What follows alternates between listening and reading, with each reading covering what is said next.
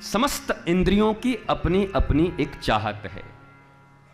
कान कुछ, आंखें कुछ, नासिका कुछ और जिह्वा तो 2 in 1 है। ये खावे भी और बोले भी, इससे खतरनाक कुछ नहीं। जिते रसे जितम सर्वम, बोला इस रसना को जिसने जीत लिया उसने सर्वस्व जीत लिया। जिते रसम जितम सर्वम, जिसने रसना जीता उसने सब जीता। तो क्या कोई ऐसी जगह है, ऐसा स्थान है जहां हमारे समस्त इंद्रियों की तृप्ति हो सकती है? एक ही जगह, अलग अलग दुकान पर नहीं जाके मॉल में अगर पहुंच जाएं, सारा सामान अगर एक ही जगह मिल जाए, सामूहिक रूप से, सामूहिक रूप से समस्त इंद्रियों की श्रेष्ठ तृप्ति, श्रेष्ठ मतलब श्रेष्ठतम, टॉप, उसके ऊपर की फिर तृप्ति नहीं हो सकती, लास्ट।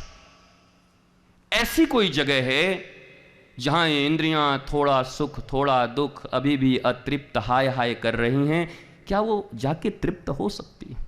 देखो, रास को दूसरे स्टाइल में कह रहा हूं, समझने की कोशिश करना।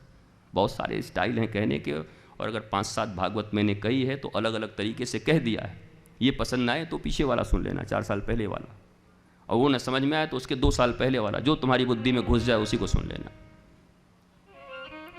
जैसे कोई मेहमान आता है घर में, नया मेहमान है, पता नहीं है आपको, दामाद जी आ गए अचानक और पता ही नहीं क्या क्या खाते हैं, तो क्या बोलते हैं? जा सब ले आना, रसमलाई भी ले आना, 2 गुझिया भी ले आना, थोड़ा बर्फी भी ले आना, पेड़ा भी ले आना, रसगुल्ला ले आना, ये ले आना, पता नहीं क्या खाते हैं। पैक करा लिया 1 किलो सब। भाई जिससे तृप्ति मिलती होगी वो सारा एक ही डिब्बा में हमारे पास है। मालूम हो तब तो फिर एक मंगवा लें, लेकिन मालूम नहीं तो सबको,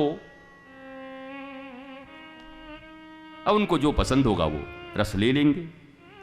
ऐसे ही हमारे जीवन में इस शरीर के भीतर जितनी इंद्रियां हैं, मन है, बुद्धि है, चित्त है, अहंकार से तो मतलब नहीं है, अहंकार की तृप्ति नहीं होगी। आत्मा के पहले की द्वार है। आपको पता है आपसे रिलेट कौन कौन सी चीजें करती हैं, वो जानते हैं आप? अपने बच्चों से तो आप बहुत पूछते हैं कि पहले क्लास में ये हुआ कि नहीं, 10th क्लास में क्या पढ़ा, तेरा फिजिक्स कैसा चल रहा है, तेरी केमिस्ट्री कैसे चल रही है, आपका जीवन कैसा चल रहा है?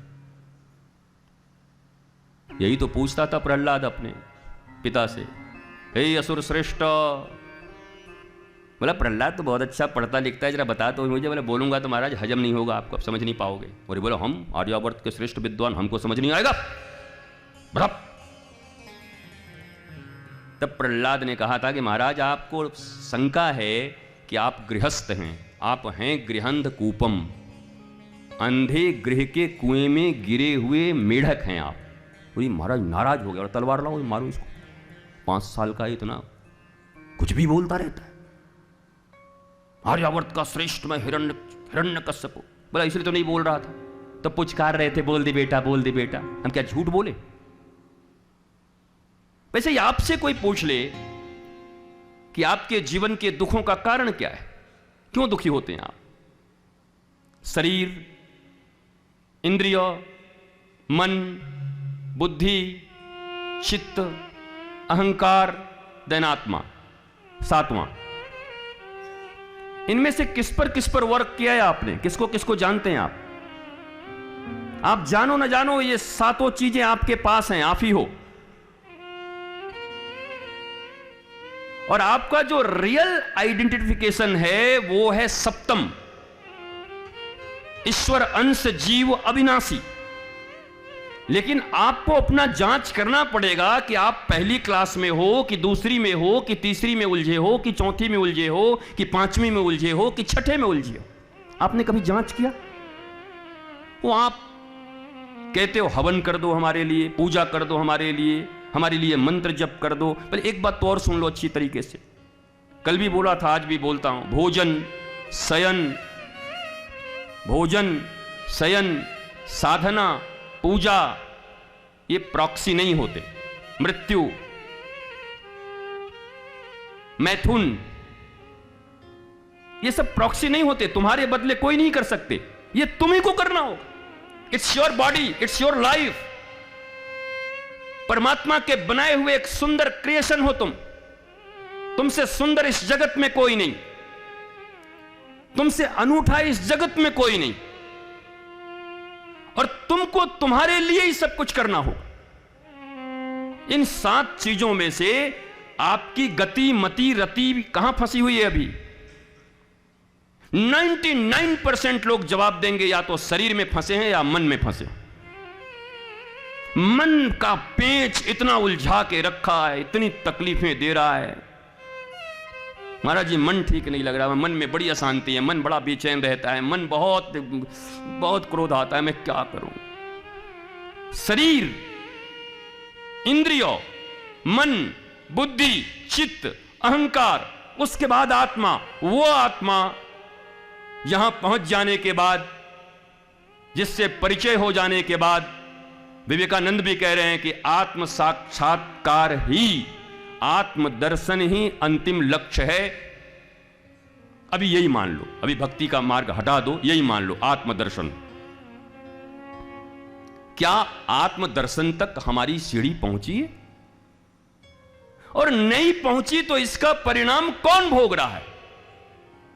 दुखी कौन है? तकलीफ किसको है? रो कौन रहा है? अशांति किसको है? शरीर में असंख्य बीमारियां किनकी? कौन है जो अपने रिश्तेदारों के अपमान से बिलबिला रहा है? कौन है जो पड़ोसियों की धन से तुलना करके अपने आप को छोटा समझ रहा है?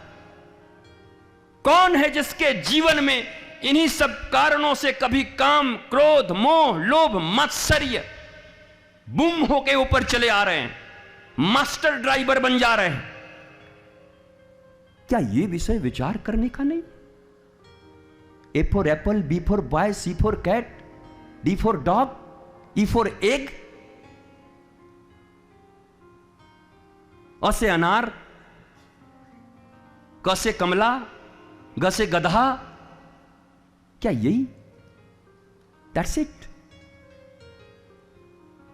हमें मानसिक शांति मिले, आह्लाद मिले, पुत्र भी हो तो प्रहलाद मिले, ध्रुव मिले, जीवन आनंदित हो, मानव होने का गौरव हो, बोध हो।